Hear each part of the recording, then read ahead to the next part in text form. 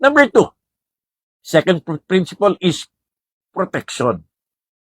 Protect our peace.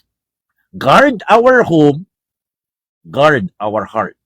Sabi ng Proverbs 4:23, above all else, guard our heart. Ano ba ang pamilya sa buhay po natin?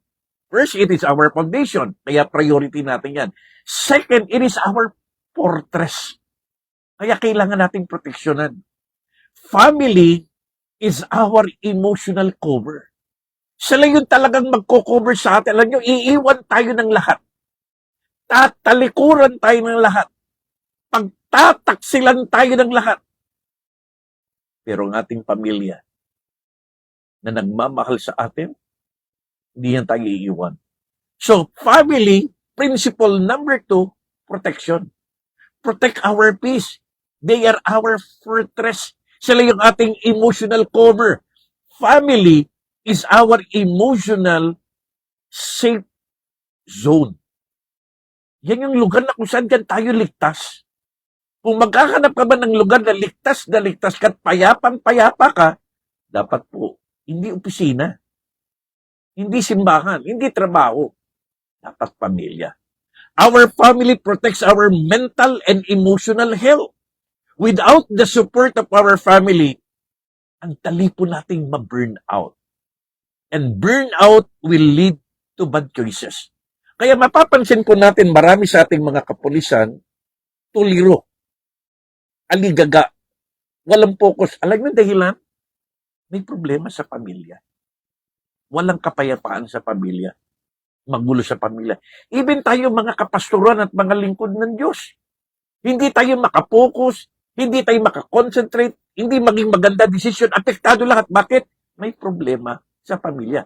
Kaya yan yung ating fortress. Kaya kailangan nating proteksyonan yan. Kailangan nating iluhod sa Panginoon yan. Our family should know not only our successes, but our family should know even our struggles. Kaya sa lahat ng mga kapulisan, sa lahat ng mga lingkod bayan, sa lahat ng kapastoral, sa mga manggagawa, dapat alam ng ating pamilya, hindi lang ang ating mga tagumpay, pati yung ating mga struggles in life. Tandaan po natin, the second principle of family support system, protection. Because they are our fortress. Paano natin may apply yan? Avoid bringing work stress into our fights.